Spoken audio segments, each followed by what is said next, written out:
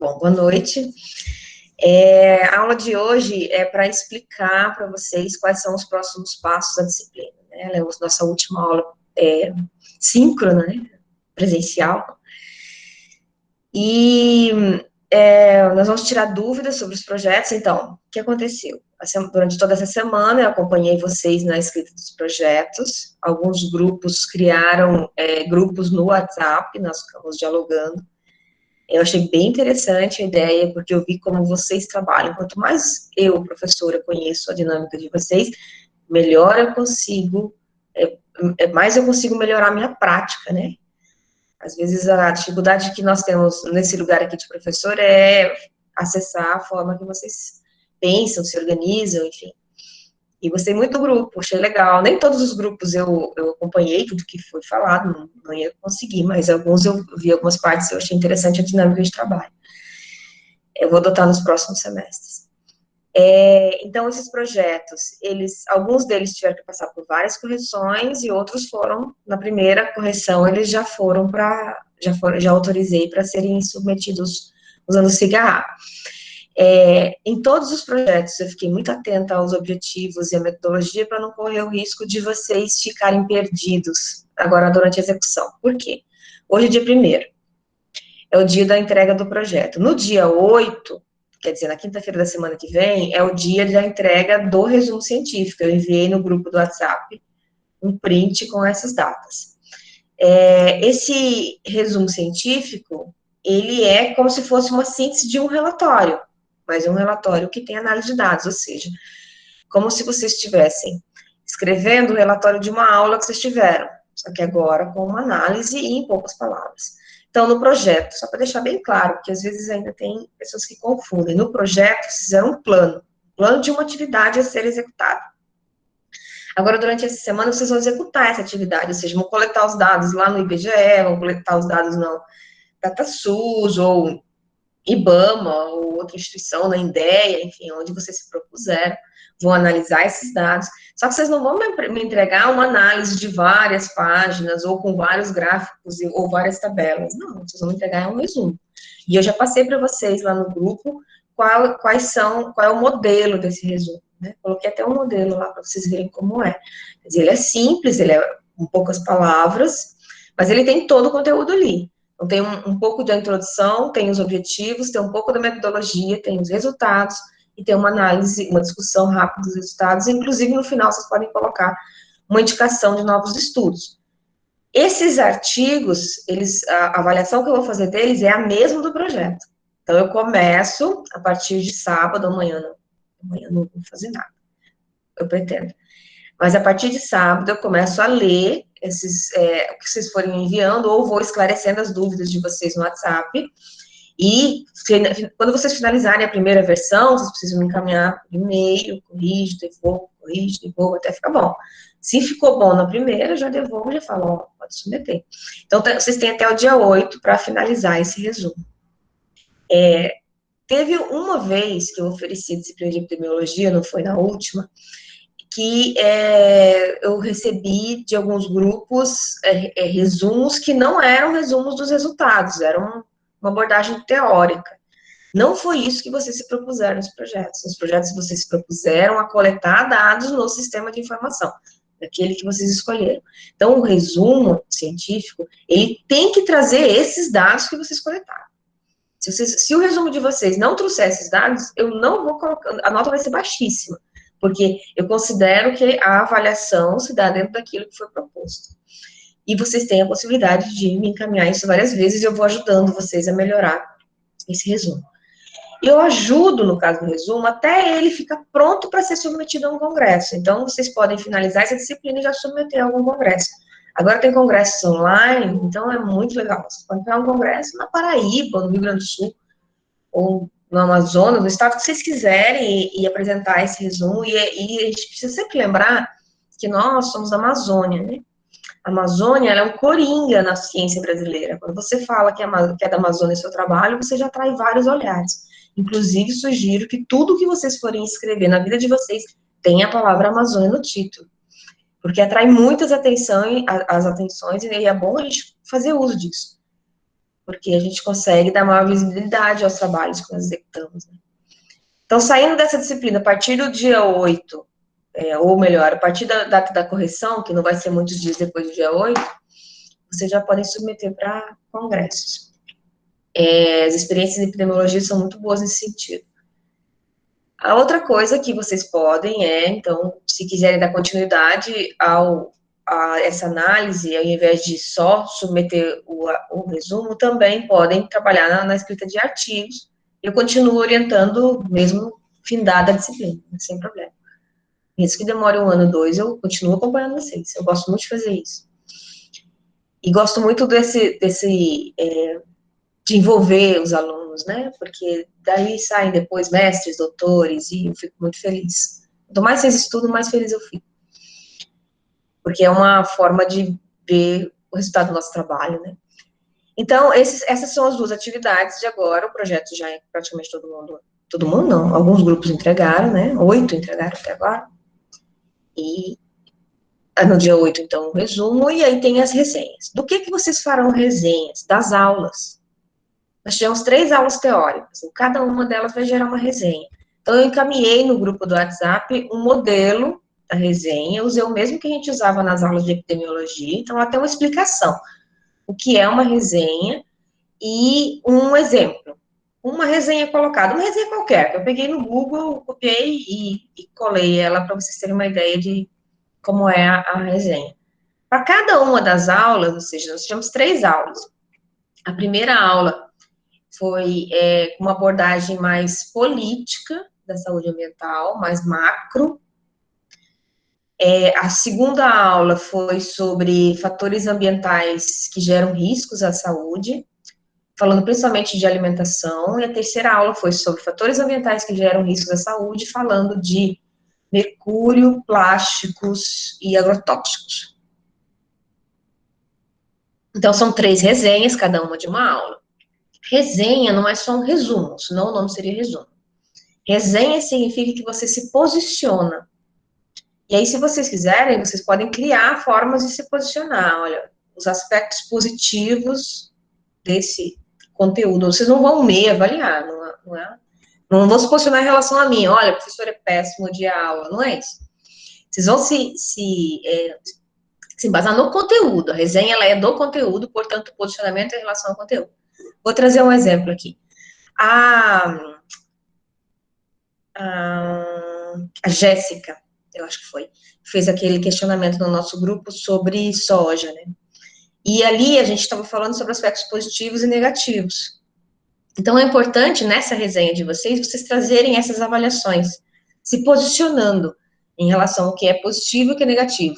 Ou seja, aquela ciência velha, antiga, que o autor da pesquisa ficava fora da ciência, ela está sendo totalmente renovada. Tanto que hoje a gente já usa não se usa mais o verbo conjugado na terceira pessoa do plural. Ou melhor, agora se usa o verbo conjugado na terceira pessoa do plural. Antes a gente colocava, quando escrevia, a gente falava, fez-se, organizou-se. Não, hoje a gente coloca, nós fizemos, nós organizamos. Ou, em alguns casos, quando a pessoa faz sozinha, ela usa na primeira pessoa. Eu fiz, eu organizei. A ciência, ela deixou de ser impessoal, agora ela é pessoal, e essa é uma tendência cada vez maior. Então, coloquem o posicionamento de vocês na resenha, se coloquem na resenha. Isso, Jéssica, finalmente. E se vocês quiserem se colocar na primeira pessoa do singular, olha, eu achei, eu penso, isso, ó, super bem-vindo. Eu gosto de ver vocês dentro do trabalho que vocês fazem. Afinal, nós somos seres culturais, né? Ficar fazendo de conta que não somos é que não dá. Máquina, nós não somos. Então, as resenhas, são 3 resenhas, para cada uma delas, uma síntese do que foi apresentado e depois um posicionamento. Eu não vou, na avaliação, considerar os posicionamentos com base em algum juízo, eu não vou julgar o que vocês vão escrever lá. Vamos supor que um de vocês faça a resenha e coloca lá alguma coisa que eu não concordo. Isso não vai interferir na nota de vocês, pelo amor de Deus. Não é, a minha posição na hora da avaliação, ela não é de julgamento, ela é de capacidade de argumentação. Então, eu avalio quanto vocês argumentam, capacidade de argumentar. a favor daquilo. A gente não pode colocar uma questão se a gente não consegue argumentar para defendê-la, né? A gente está numa fase agora de negacionismo e ódio, que as pessoas acham que elas podem opinar sobre tudo, e elas não têm argumentos. Então, elas colocam a opinião e saem correndo, né? Não é isso. Nós estamos na academia, nós não temos esse direito. Tudo que nós falarmos, nós temos que ter argumentos para defender o que nós estamos falando. E é isso que vocês vão fazer na resenha. Colocar argumentos de vocês para defender o que vocês estão pensando, como é que vocês estão se posicionando, e eu vou avaliar essa capacidade de argumentação, certo? Então, não fiquem com medo ou receosos em escrever alguma coisa que eu possa não gostar. Não pensem em mim quando vocês estiverem fazendo isso, pensem no conteúdo, tá bom? E aí, se vocês tiverem dúvidas ao longo desse trabalho, seja nesse período inicial agora, de escrita do resumo científico, ou na fase posterior, de escrita das resenhas, sempre falem comigo. Vocês têm acesso direto a mim agora. Antes, quando vocês estavam em sala de aula, nas aulas presenciais, às vezes vocês tinham dúvidas e consultavam o colega. Não é que vocês não possam consultar o colega, façam isso também. É muito interessante existir uma interação entre a turma. Principalmente agora, né, que vocês estão numa turma e muitos não se conhecem. Mas, lembra que vocês têm acesso a mim agora também, de uma forma muito mais fácil, né? Vocês podem falar comigo e qualquer dúvida, ao invés de errar, né, de fazer na dúvida, é melhor falar comigo. Eu acho que essa é a questão, essas são os três pontos que eu queria colocar para vocês. E aí agora eu queria abrir para vocês fazerem perguntas, se vocês tiverem dúvidas, ou quiserem fazer algum comentário, alguma coisa assim. Esse é o nosso último encontro. Os próximos são só por WhatsApp. Prof, eu queria tirar uma dúvida. Diga, Regina. Sobre, a professora falou sobre a resenha crítica, fazer uma de cada aula, é isso? Separado. Sim, é uma folha cada. Uma lauda, né? Uma página cada. Entendi. Era essa a minha dúvida. Ah, eu quero comentar uma coisa, Regina, você me lembrou. Teve um semestre da epidemiologia, que também não foi o passado, que alguns alunos não assistiram à aula e pegaram a resenha de um colega e aí se basearam na resenha do colega para fazer a sua. Eu capto isso. Eu capto quando não assistiu. Gente, são 25 anos fazendo isso aqui. Não tem ingenuidade nenhuma em mim. Eu capto tudo que vocês fazem de equívoco, eu capto. Eu acho que tudo. Pego muito plágio e pego quando você se baseia no texto do outro. É possível facilmente pegar isso. Então, na época, eu coloquei os dois alunos juntos e nós foram confrontados para saber quem estava falando mentira ou verdade. Eu tive que virar juiz, para saber qual era a verdade para poder colocar as notas, porque eles corriam o risco de reprovar.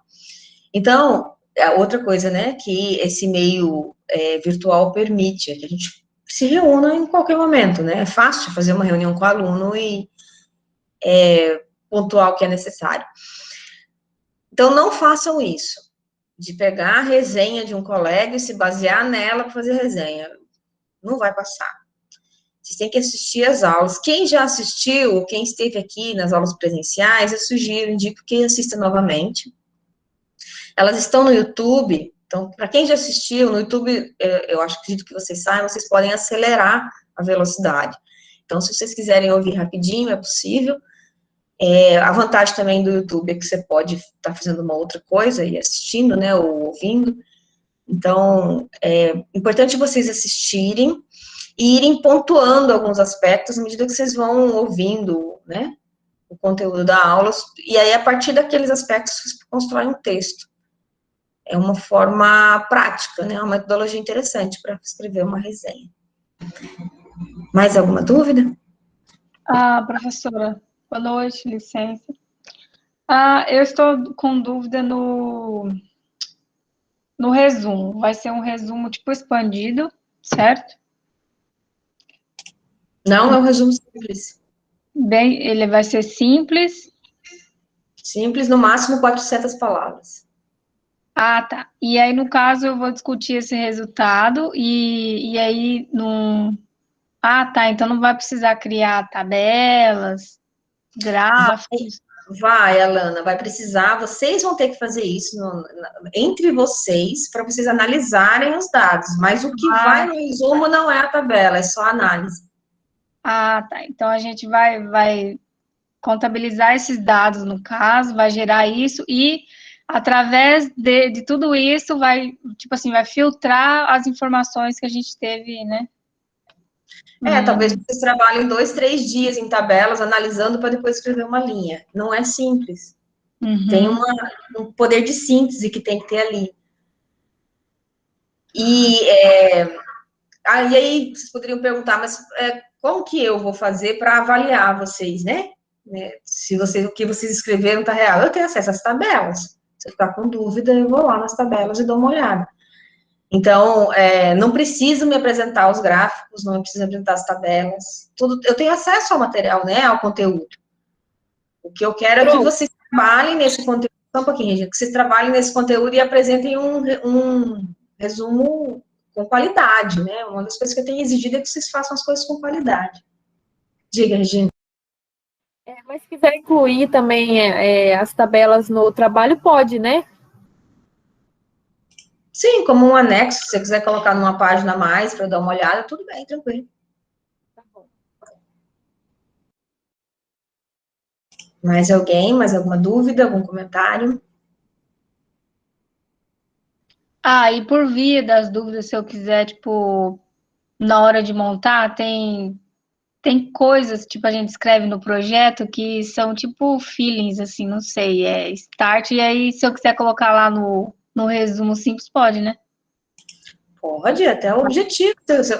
Se você já definiu bem o seu objetivo, você vai só copiar ele lá no projeto e colar no resumo. O projeto serve para isso. Muitas partes lá do projeto vocês vão poder usar agora no resumo. Só que aquela introdução, aquele texto maior que vocês escreveram, ele não entra no resumo. Ele foi só para vocês terem embasamento. Por que serviu aquilo? Para vocês lerem sobre o assunto. Sim. Mais alguém?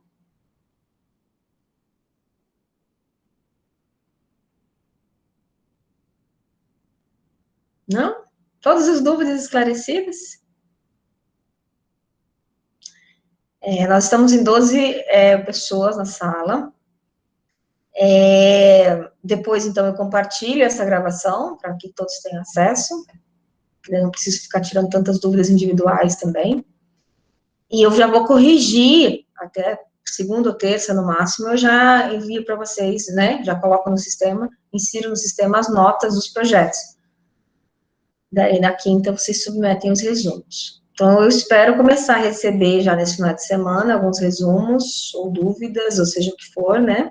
Se vocês tiverem dúvidas, por exemplo, estruturou uma tabela e está com dúvida como analisa, pode me enviar o arquivo que eu dou uma olhada e ajudo, se for o caso. Por exemplo, às vezes tem grupos que não têm prática com filtrar dados no Excel, ou usar o próprio Excel, se precisar, eu também dou um apoio nesse sentido.